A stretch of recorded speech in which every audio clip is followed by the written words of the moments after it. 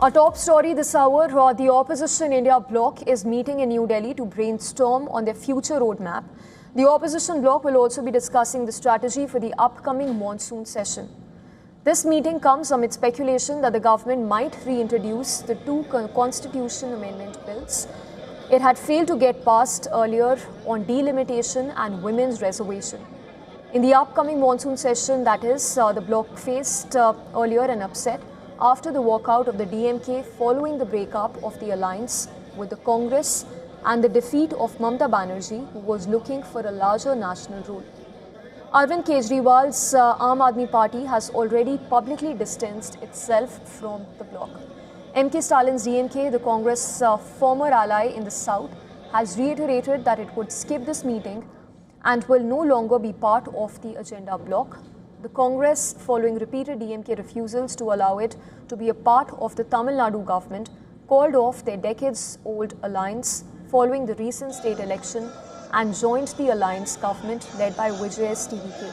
However, TVK has not joined the meeting and Shiv Sena UBT is also not present.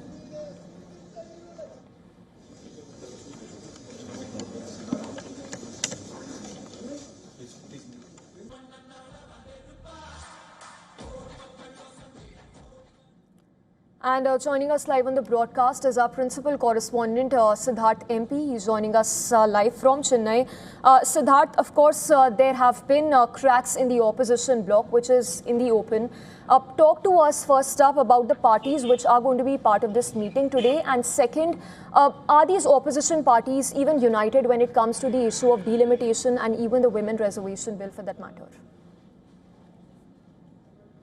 See, there are 23 parties in all that are part of this meeting, but let's remember the fact that it is considerably fractured because there are differences between the India front itself. Let's take the example of the CPIM in Kerala. The Communist Party, CPIM in Kerala, was ruling until very recently, but they were replaced in power by the Congress Party. Congress Party swept to power by replacing the CPIM, which had ruled for 10 years. Both of them are part of the India bloc. And one of the major objections being raised by the CPM is that the Congress has been alleging that the BJP and the CPIM have been together. They've been working in cahoots. So the CPIM leadership has been objecting to such kind of remarks because while they are part of the same front nationally in Kerala, they are ruling party and opposition party. The Congress is ruling and the left is in the opposition. So there's that kind of friction that exists between the front. So clearly all's not well because this is a grouping with at least more than 20 parties. So certainly there are going to be differences over multiple issues. And coming to your question about the DMK per se,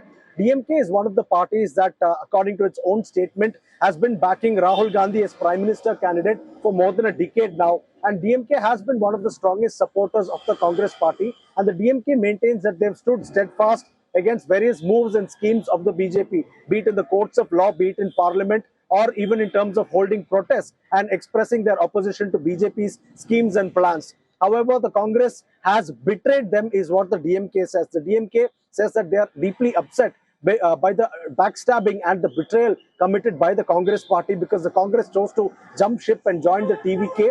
Of course, it's several other minor allies of the DMK also supported TVK, but the DMK felt the most offended by what the Congress Party had done, and which is why the DMK is staying away from the meeting. They say that they want to respect the sentiments of their cadre by staying away from this meeting. And the DMK is also saying that they will continue to oppose several issues on the national stage, but they're not taking part in this meeting. That's the kind of stance the DMK has taken. Certainly, for the Congress, this is considerable loss of face because the DMK-Congress alliance has been, going on since the UPA era. That is from Prime Minister Manmohan Singh's era in 2004. This alliance has been going on, and then this sudden breakup between the two is certainly a setback as far as optics are concerned. Let's also remember the fact that DMK's parliamentarian Kanimozhi and M.K. Stalin's sister, former Chief Minister Stalin's sister, DMK chief sister, had written to the Lok Sabha Speaker urging that the Congress MPs, rather the DMK MPs, be seated apart from the Congress MPs. So this shows the kind of animosity that's been brewing. They're now saying that they don't even want to be seen seated next to the Congress MPs. So such is the kind of anger that's been brewing within the DMK after the Congress joined Vijay's TVK government. And let's also remember the fact that Vijay's TVK government has kept its word in taking care of its allies. Congress has only 5 legislators in Tamil Nadu, But even with those 5 legislators, Congress has been granted 2 ministerial berths, the Higher Education Ministry and the Tourism Ministry. And the TVK has also handed 1 Rajya Sabha berth to the Congress party. It's Congress leader Praveen Chakravarti who will be contesting for the Rajya Sabha polls. So this goes on to show that the Congress is well accommodated within the TVK front, which is Vijay's front. And at the same time, the DMK is not happy about these developments, which is why they're staying away from this meeting. We'll have to wait to see what is their stance at the end of the day, because DMK has said that they will voice out for crucial national issues that are raised at this meeting. Yes, Siddharth, thank you for getting us all those details. Remains to be seen whether something even comes out of the meet or not, or if it falls flat altogether. For now, we should focus to other stories we are tracking.